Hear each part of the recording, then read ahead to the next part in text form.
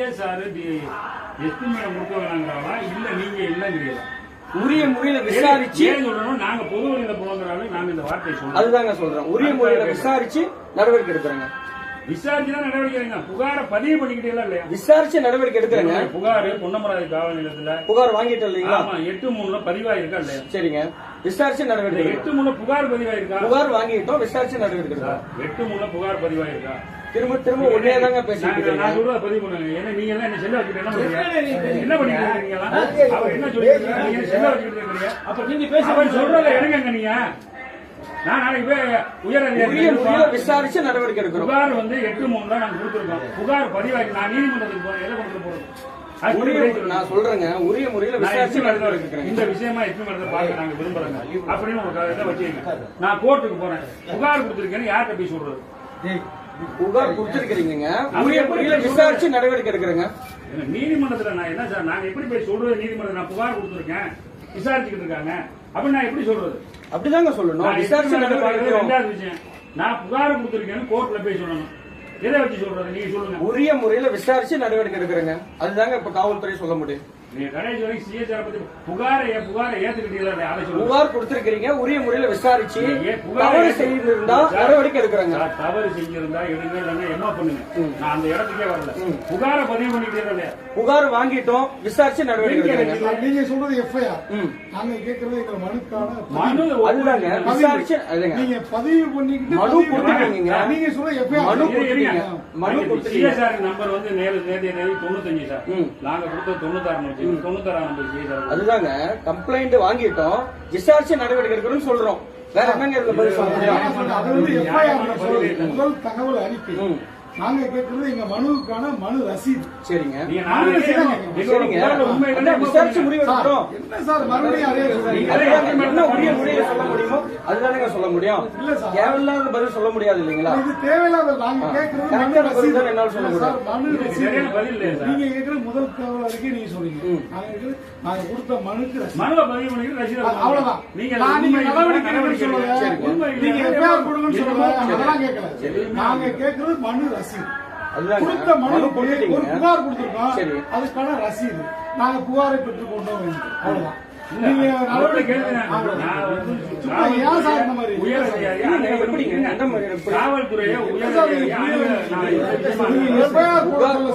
புகார் கொடுத்திருக்கீங்க. நிச்சயமா புகார் வாங்கிட்டோம். விசாரிக்கிறோம். விசாரிச்சு நடவடிக்கை எடுக்கிறோம். அது எஃப்ஐஆர் சார். முதல் அது விசாரணை பண்ணி நீங்க தகவல் நடவடிக்கை நாங்க கொடுத்த மனுவை பெற்றுக் கொண்டோம். ரசீது சிஎஸ்ஆர் 95 இருக்கு. 7/3 வரைக்கும் 95 சிஎஸ்ஆர் நம்பர் இருக்கு. புகாரே பதிவு பண்ணுறது இந்த நாட்டில் என் மக்கள் தெரியலையே. அது சட்டத்துறை மந்திரி அமைச்சரோட பகுதிங்கிறது. சட்டத்துறை அமைச்சரோட பகுதி. மனு கொடுத்திருக்கீங்க. மனு வாங்கலீங்களே. மனு வாங்கலீங்கன்னு சொல்லவே இல்லைங்களே. சொல்றோம். விசாரிச்சு நடவடிக்கை சொல்றேன். சரியான வழிமுறை. புகார் கொடுத்திருக்கிறேன். நடவடிக்கை நீதிமன்றத்துக்கு போறேன். நான் என்னதை கொடுத்து போறது? அதுக்கு மட்டும் விடை சொல்லுங்க. இதே சொல்லுங்க. வாங்கி இருக்கிறோம். உரிய முறையில விசாரிக்கிறோம் அப்படின்னு சொல்லுங்க. அதாங்க நானும் தயவு செய்து மறுபடிங்க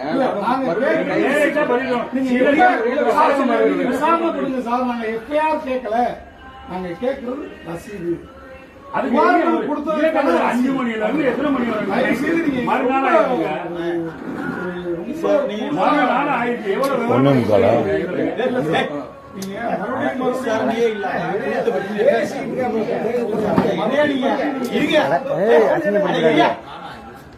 விசாரணையே இல்லாம எஃப்ஐஆர் போட்டது உண்டு.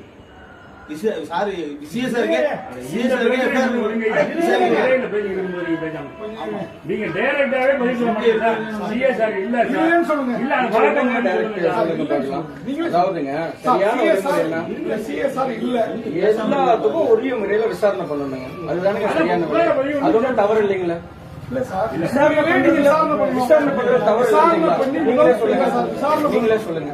விசாரணை பண்றது தவறு ஏதா இருக்குங்களா? விசாரணை பண்ணணும். ஒரு பிரிலிமினரியா ஒண்ணு வருது. விசாரணை பண்ண விசாரணை பண்ணி நீங்க எஃப்ஐஆர் போடணும். அதன் மூலமா வழக்கு. அதுதானே சொல்றேன். இப்ப நான் கேட்கறது நீங்க விசாரணை பண்றது அடுத்து நாங்க கொடுத்த மனுவுக்கான ரசீது. அப்ப நீங்க புகார் நாங்கள் பெற்றுக்கொண்டோம். இல்லங்க சிஎஸ்ஆர் புகார் மனு ரசீது கொடுக்குறாங்க. நீங்க உண்டா? ரெண்டே விஷயம். எங்க புகாருக்கு புகார் மனு ரசீது உண்டா இல்லையா டைரக்டா பதில சொல்லுங்க. இல்ல எக்ஸ்பி கொடுக்க வேணாம் இருக்காங்க அப்படின்னு சொல்லுங்க. இல்ல நான் நான் கொடுக்க முடியாதுன்னு சொல்லுங்க. இல்ல யாரு கொடுக்கணும்னு சொல்லுங்க. எந்த விசாரணையும் சொல்லாம 5 மணி நேரம் உட்கார்ந்து எந்த வகையில நியாயம்? உங்க மனசாட்சியை சொல்லுங்க. இது எந்த வகையில நியாயம்?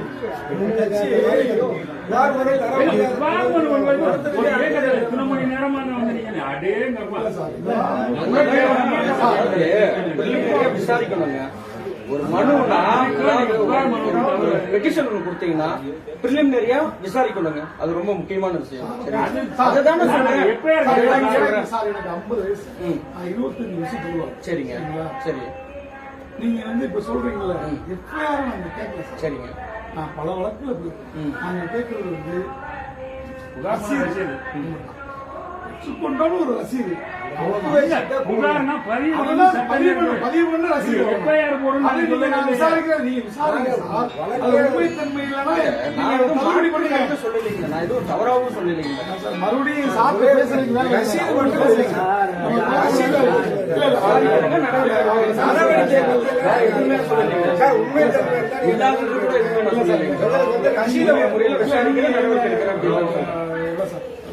சார் உங்களுக்கே தெரியுங்க.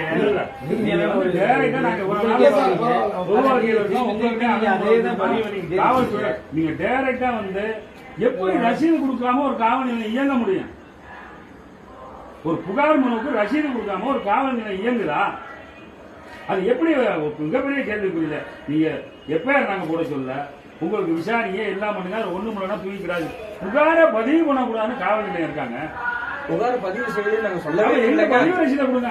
பதிவு செய்ய உரிய முறையில் விசாரணை பண்றாங்க. நேரடியா சொல்றேன். தவறு செய்ய அதிகாரியை காப்பாற்ற நீங்க முயற்சி பண்றீங்க. எங்களுக்கு ரசீதை அப்படி அவசியம் யாருக்குமே இல்லைங்க. அப்படியே அந்த தவறு செய்யிருந்தா உரிய முறையில எங்க அதிகாரி தண்டனை கொடுப்பாங்க. ரசீதை கொடுங்க. அதுல எந்த மாற்று கருத்தும் இல்லை. புரியுதுங்களா? அதுல எந்த மாற்று கருத்துமே இல்லைங்க. ஒரு மாவட்ட செயலாளருங்க சாதாரண ஆள் கொடுக்குறாங்க. ஒரு புகார் கொடுங்க. அதுதான் அவருக்கு தான் நானும் சொல்றேன். எங்க உரிய முறையில் விசாரணை உள்ள ஒப்புவிக்கிட்ட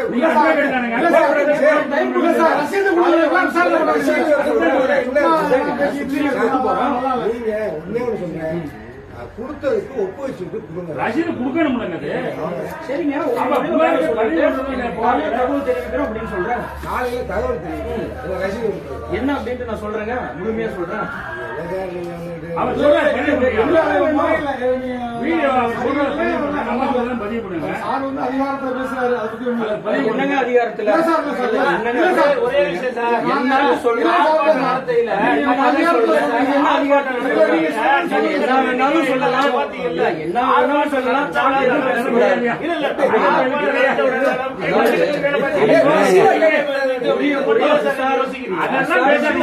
எடுக்கலாம் அப்படின்னு சொல்றேன். வாய்ப்பு இல்லை. இங்க நீதி கிடைக்காது. அடுத்த பாத்துக்கணும். அதான் புகார் கிடைக்காது. நம்ம சட்டத்துல எவ்வளவு இருக்கு வெளியில நம்ம பாத்துக்கணும்.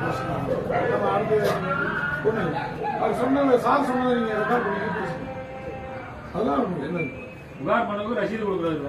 அப்படி ஒரு காலம் உரிய முறையில விசாரணை விசாரணை பண்ணித்தான் ரசீதே தருவாரு சார் அப்படின்னு சொல்லிட்டாங்க. இல்லைங்க நீங்க பல விதமா சொல்லுங்க. விசாரணை எப்பயுமே முக்கியம்.